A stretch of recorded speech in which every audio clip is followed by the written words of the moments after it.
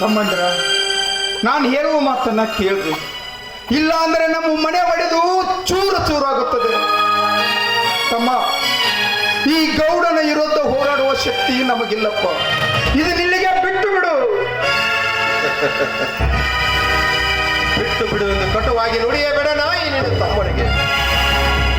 ಆ ಚಾಂಡಾಲ ಗೌಡನಿಗೆ ಹೆದರಿ ನಾವು ಸಣ್ಣರಾಗಿ ಮನೆಯಲ್ಲಿ ಕುಳಿತರೆ ನಮ್ಮ ಔಷಧವನ್ನು ತಿಂದು ಹೇಗೆ ಬಿಡುತ್ತಾನೆ ಆ ಚಾಂಡಾಲ.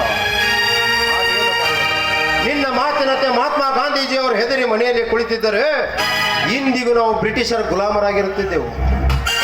ಅದಕ್ಕೆಲ್ಲ ಹೆದರದೆ ಎದೆಗೊಟ್ಟು ಹೋರಾಡಿ ಗೆಲ್ಲಲಿಲ್ಲವೇ ನನ್ನ ಭರತ ಭೂಮಿಯನ್ನು. ಅಂದಾಗ ಇದರಲ್ಲಿಯೂ ನ್ಯಾಯಕ್ಕಾಗಿ ದುಡಿಯುವುದೇ ನನ್ನ ಮುಖ್ಯ ಗುರಿ.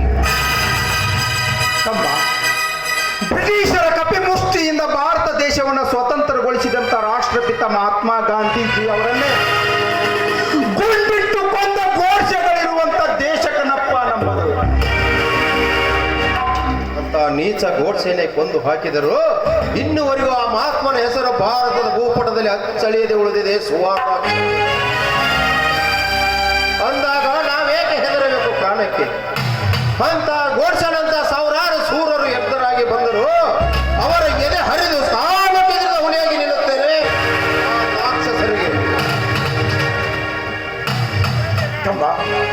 ಆ ರಾಕ್ಷಸರ ತುಂಬಿದ ಕೊಡ ತುಂಬಿದ ಮೇಲೆ ಅವರ ಸಂಹಾರವನ್ನ ಜಾಮಗಂಗನೆ ಮಾಡುತ್ತಾಳೆ.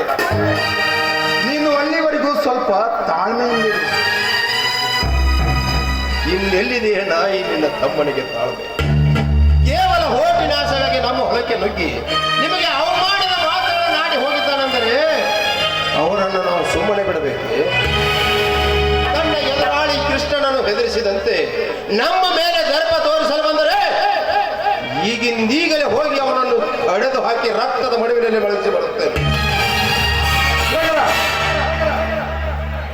ತಮ್ಮ, ಅವನನ್ನು ಕಡಿಯುತ್ತೇನೆ ಎಂದು ಬಂದ ಬಂಟರೆಲ್ಲ ಕಷ್ಟಡೆಯಲ್ಲಿ ಕೊಳೆತು ಹೋಗಿದ್ದಾರೆ.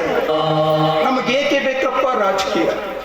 ದುಷ್ಟರ ಸವಾಸ ನಾವು ಮಾಡುವುದು ಬೇಡ. ಶೇಖರ್, ಬೇಡಪ್ಪ ಬೇಡ. ನೋಡು, ನಮ್ಗೀಗಾಗಲೇ ಪ್ರಾಣದ ಭಯ ಹೆಚ್ಚಾಗಿದೆ. ಅಂಥದ್ರಲ್ಲಿ ಈಗಿನ ರಾಜಕೀಯ ಹಠ ಬೇಡಪ್ಪ ಬೇಡ.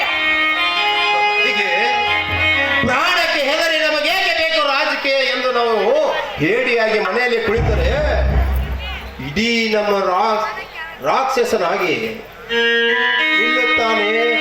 ಬಡವರ ರಕ್ತ ಕುಡಿದು ಕೊಪ್ಪಿ ನಿಲ್ಲುತ್ತಾನೆ ಆ ಚಾಂಡಾಲ.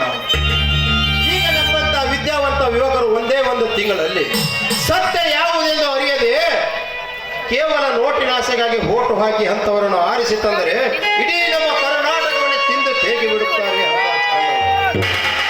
ನಿಮ್ಮಂತವರೇ ಬೇಕಾಗಿದೆ ಅವರ ಹೊಲಸ ರಾಜಕೀಯ.